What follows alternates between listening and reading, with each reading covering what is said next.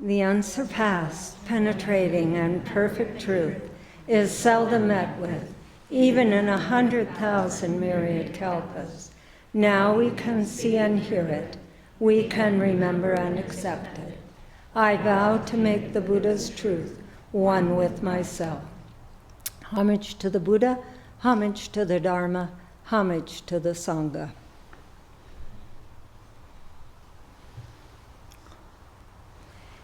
In this summer of smoke, I apologize, I have a lozenge cough drop in my mouth because reciting the Shishogi was a lot of air coming out.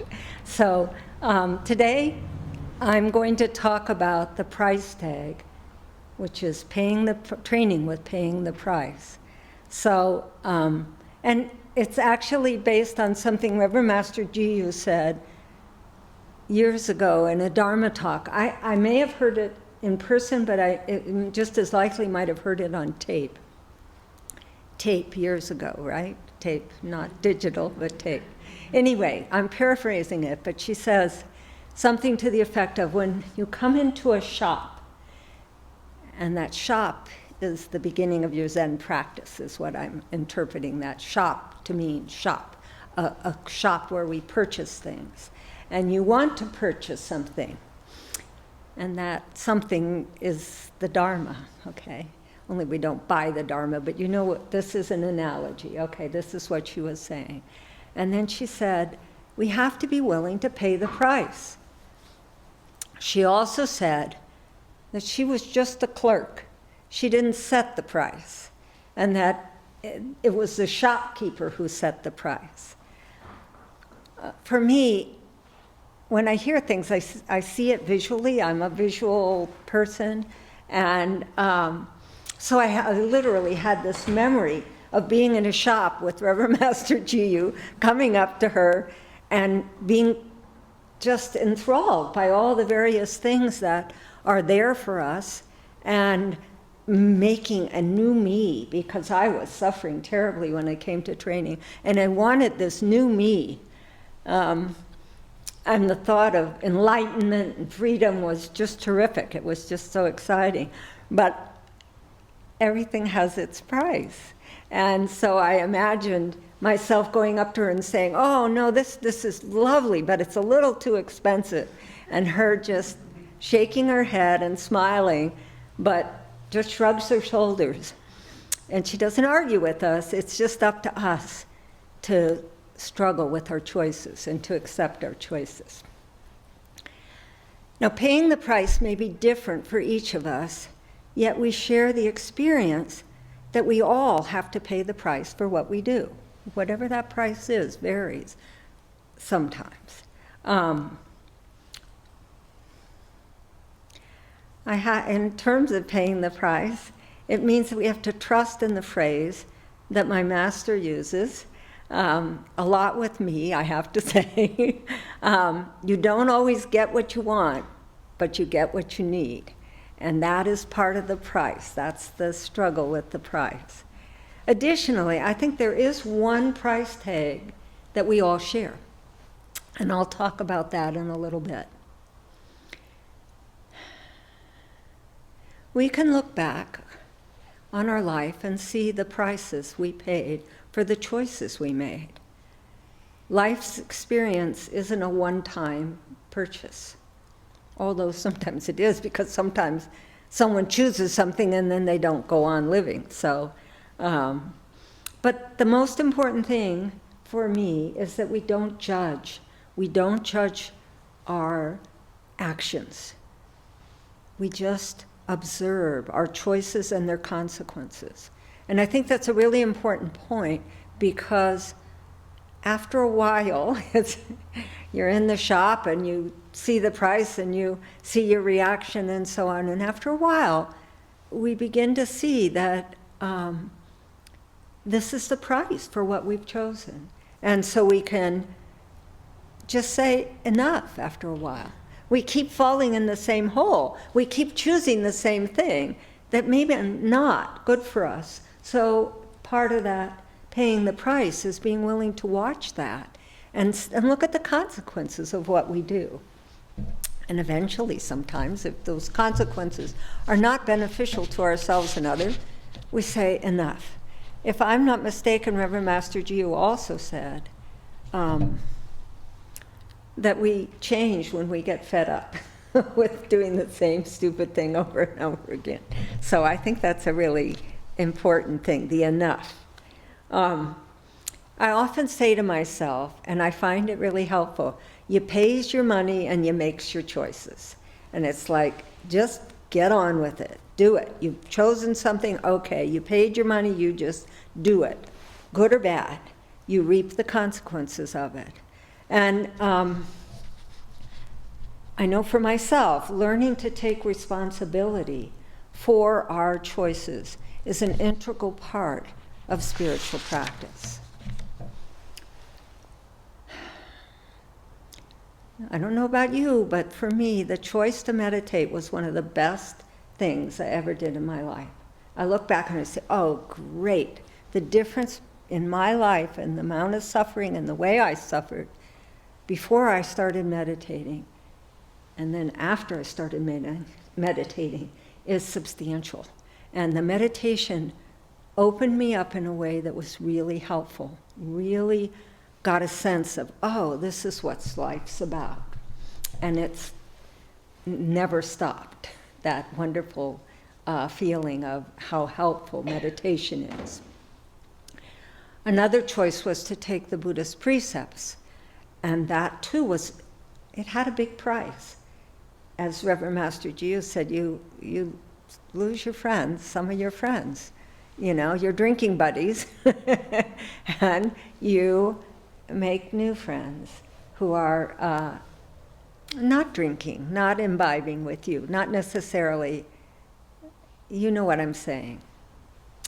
It's just that price of the precepts, again, was really a high price and very much worth it.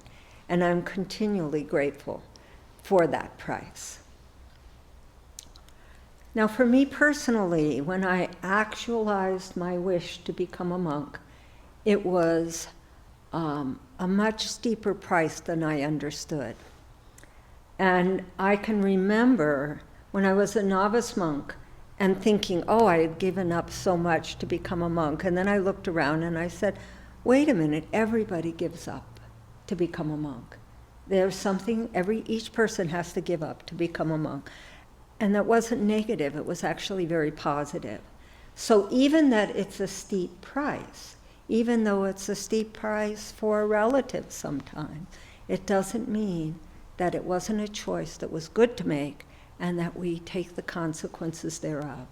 As Reverend Master Jiu says, you must accept the jewel from the dragon without doubting its value or querying its price.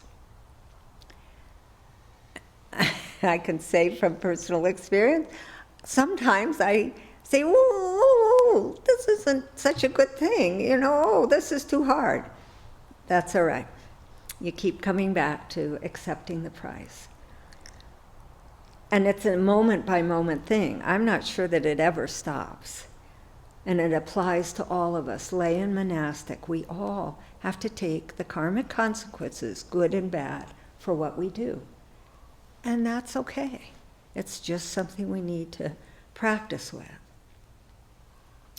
If you remember earlier, I mentioned that there's one price tag that we all have, irrespective of other choices we make with our life. And that price tag is the becoming a human being.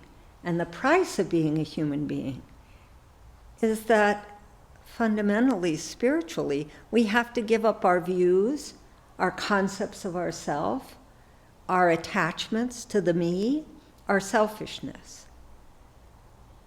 And relinquishing that can take years of practice. It's not like, okay, I'll give up the me. It's a moment by moment, and it appears over and over again. However, my observation is when people die, I've been around a number of people who are dying, and there's a dissolution that occurs, not just of their physical body, but of their spiritual selfhood, in a sense. They start opening to something greater than themselves. And that can be part of the dying process for some people. Many people, I think. So the more we practice right now, seeing our selfishness, loosening the grip on our views, our thoughts, our desires, that very effort, I think, helps us open then when we go through the dying process. I have been reading a book recently called Karma: What It Is, What It Isn't, and Why It Matters. It's a wonderful book. And he's talking about, on page 73, under the chapter, No Karma, Emptiness and the Two Truths. He says, karma in itself has no fixed nature. It is a phenomenon. It is not reality. Again, we need to qualify this statement as an expression of the ultimate viewpoint. Karma does have a relative reality. Nagyarjuna's fundamental point was that karma is created through mental fixation, through our getting too enamored with our concepts, ideas, and thoughts, our mental projections, and our inveterate tendency to reify all we think about. The object of our thoughts are given a solid reality, whether they exist or not. I found that really helpful. And reify, by the way, means taking something that's abstract and solidifying it, making it solid. So most of our views, most of our opinions, these are things people give their lives for. They go fight in wars about. They create disharmony within the Sangha or within the world. And it's the solidification of those views and thoughts and feelings and perceptions and memories that make them solid. So much of spiritual practice involves the relinquishment of that habit, of these habits. Now we say to others, oh, just let go. And yes, that's true. But I think a better way of saying it is that we all just need to open our hands to what's going on. It's a looser thing than letting go is kind of this pushing it out. And as Uchiyama Roshi titled his book so aptly, Opening the Hand of Thought. I just love that title because that's what it is. It's taking our mind and our thoughts and just opening them to something bigger. So the price of being human is that we solidify ourself and our selfishness, our endless concerns for ourselves. Now, it's really hard to see that. We don't think of ourselves that way. But if we ask ourselves, do we care as deeply for others as we care for ourselves? Most of us, at least for part of our life, have to say, yeah, I do. I'm number one. Even though we're inadequate, even though we're a miserable little worm, we really care about ourselves more than we care about others. And there are moments when we break through that, but it's just something for us to look at. And I find it really helpful. So when we relinquish the illusion of our view of ourselves, then we open it up. Now, there's a beautiful analogy to that, which my ordination master apparently said, and I found it really helpful. But he was talking about, here you are in Yosemite, and you've got a rock in your shoe, and you're spending so much time trying to get the rock out of the shoe, and all of a sudden you look up and you go, oh my God, look at this incredible scenery. And that's a beautiful analogy for what it's like to train with our selfishness, and then all of a sudden we let go and we look up, and oh, there's this wonderful, wonderful valley and mountains, and just incredible.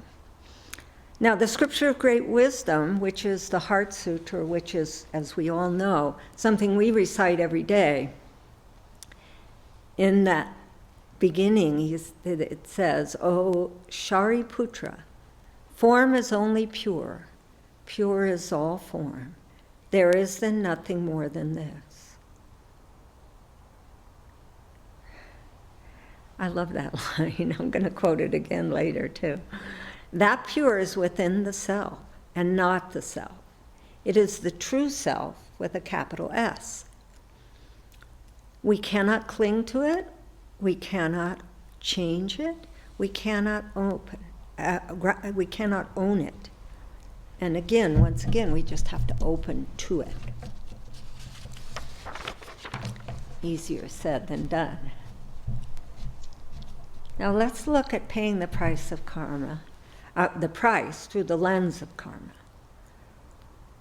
We say that in some ways, paying the price of our choice is accepting their karmic consequence.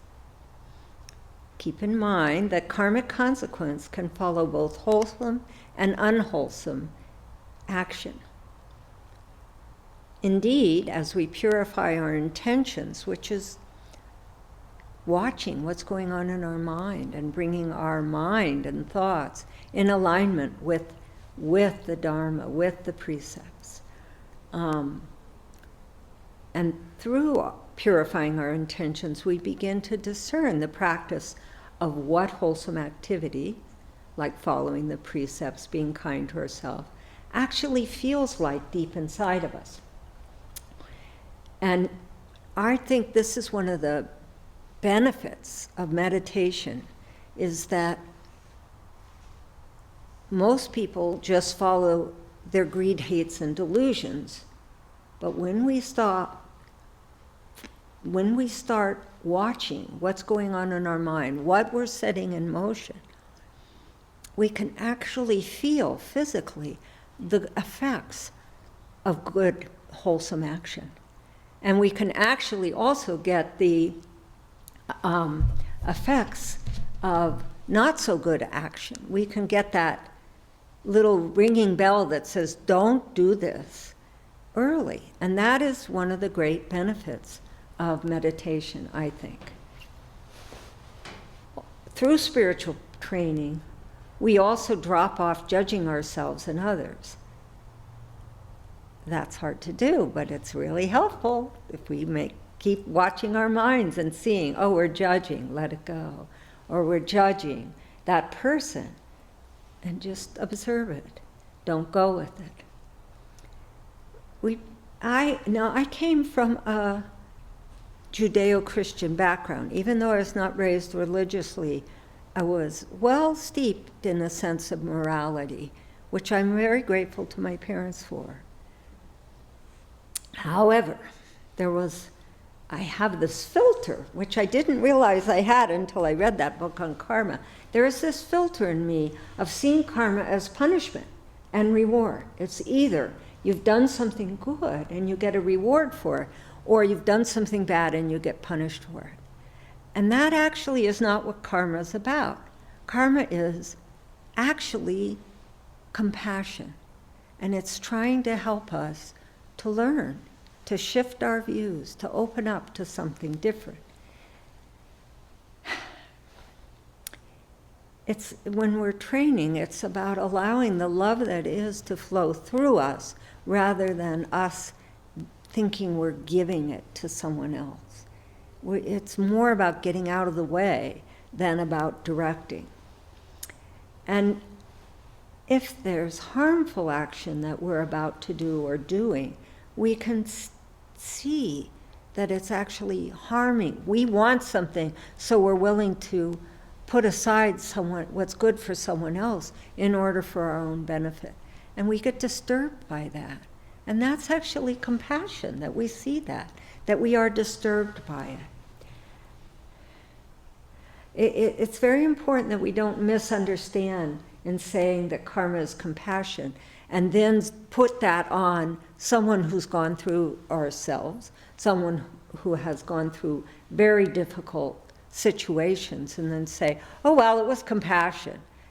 That's not what we're talking about here. Do you understand that the difference is that there may be a compassion to what we're experiencing, but it isn't like, it's not difficult to go through being harmed.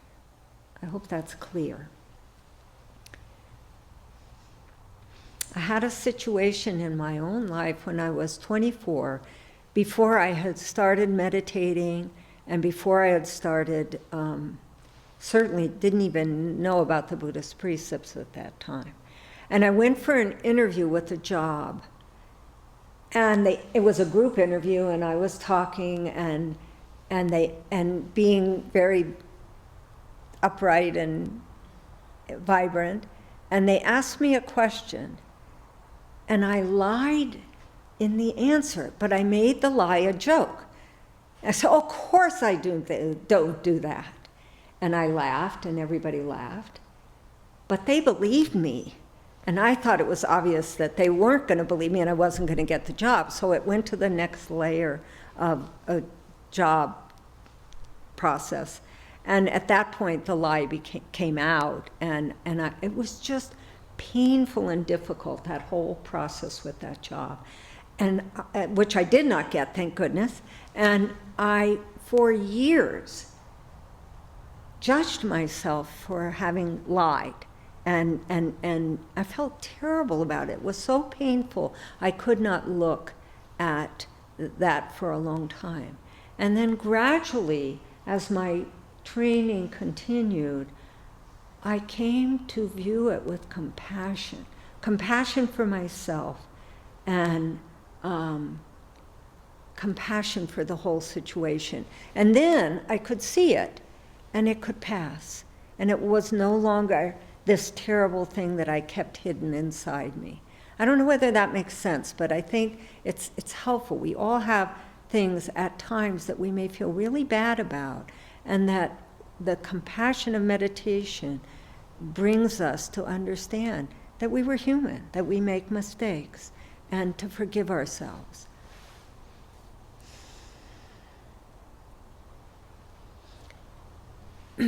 So it's a very valuable lesson for me, needless to say.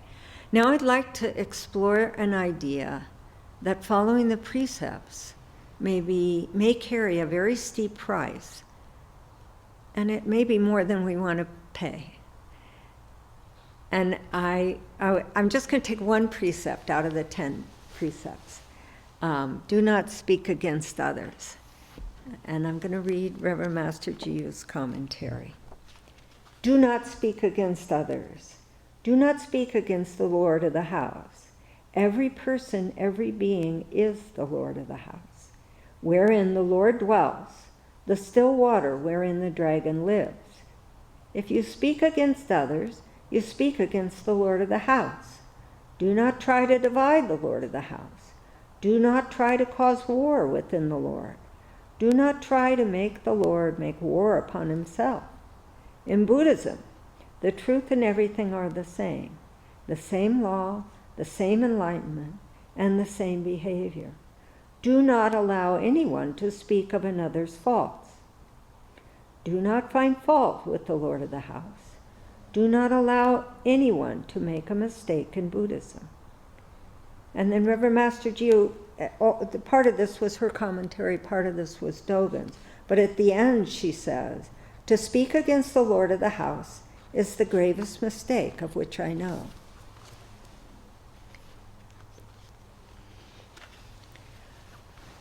Well, the reason I chose that precept is that I don't know anybody that keeps that precept. Even the best trainees have trouble at times keeping that precept or whatever. I mean, maybe it's good sometimes to say something against another person. That isn't necessarily, the precepts are very profound, and there may be times when more harm is done if you don't say something about a person. So it's not precepts are not black and white, they're not clear cut, but they are, but we're also, when we get angry, when we get distressed, when we get irritated, when something triggers us, we often speak against another person. Even calling someone a name under our breath is a form of speaking against others. Even thinking another name is a breakage. Hold that. I have meditated for years with, this is the gravest mistake of which I know. That's cooked for a long time. And I think that is why I love this precept, because what is she saying? I mean, certainly killing someone is the gravest mistake. Well, maybe not, because they're one and the same, really. And I think that this precept is about the self. It's about our separating ourselves from others. And its positive side, the positive side of do not speak against others, is to affirm or to see the Buddha nature in others. So I think this precept is so difficult because it's a perfect example of our solidifying the self, making us solid, separating ourselves from that solid others. And maybe that's the key for all the precepts, is this solidity of the self. So I'd like to read from Enlightened Courage, which is Chitta's 7-point mind training, which has a commentary by Dilgo Khyentse, who is one of my favorite teachers. It's in the chapter on the commitments of mind training, also page 73, which is really interesting when I realized that both of them were page 73. I don't know what that means, but anyway, there it is. So he says, the commentary is, the statement is, do not have opinions on other people's actions. And then Dilgo Khyentse comments, when we see defect in others, people in general, but particularly those who have entered the Dharma, who are disciples of the same teacher, or who, being clothed in the banner of monastic robes, are the support for the offerings of gods and men alike, we should understand that it is the impurity of our perception which is at fault. When we look into a mirror, we see a dirty face because our own face is dirty. In the same way, the defects of others are nothing but our impure way of seeing them. By thinking in this way, we should try to rid ourselves of this perception of the faults of others and cultivate the attitude whereby the whole of existence, all appearances, are experienced as pure. Well, I have heard stories of people who can do that, who were in prison and saw the Buddha nature of their guards, or were in prison and really tried hard not to lose their compassion for the person that was torturing them. And what that commentary was saying is just what the scripture of great wisdom is saying, that distillation of, O Shariputra, form is only pure, pure is all form. There is then nothing more than this. This is it. This is what the jewel of our training. And if you've been practicing for a long time, you know how difficult it is to do that. So, and there are moments, and I think we've all had moments where you can see the purity in another. When we see it when they're angry at us, that's great if we can do that. That's more. But the thing I liked about that phrase is the defects of others are nothing more but our impure way of seeing them. Because what it was helpful to me, because really this process is, instead of looking out and being irritated or mad or wanting things to be different, we turn it in and say, oh, I'm seeing this in a distorted way. Really, it's all just Buddha nature. So it's taking the thing that the scripture of great wisdom says and basically putting it into practice by just reminding ourselves, oh, everything is pure, just turn it in that way. And when we do that, we cut free. We actually experience joy. when you're standing there and someone's yelling at you and you see their Buddha nature, what they're yelling doesn't matter at all. You're just happy because you have this experience of seeing Buddha nature. And that is, to me, is that shifting of our perspective, and then opens us. And I say a phrase every night before I go to bed in gratitude to my masters. And part of that phrase is, "For thou and I, we are not two." And I say that because I need that reminder. Every night I say it. So I think what I'm trying to say is that the price of keeping the precepts is quite steep, and yet it is bountiful in its reward too. So it's really important to hold that. And I think that my experience has been relative to the price, is that when we look up and practice wholeheartedly, how can we be anything but grateful for the price we pay? So thank you very much.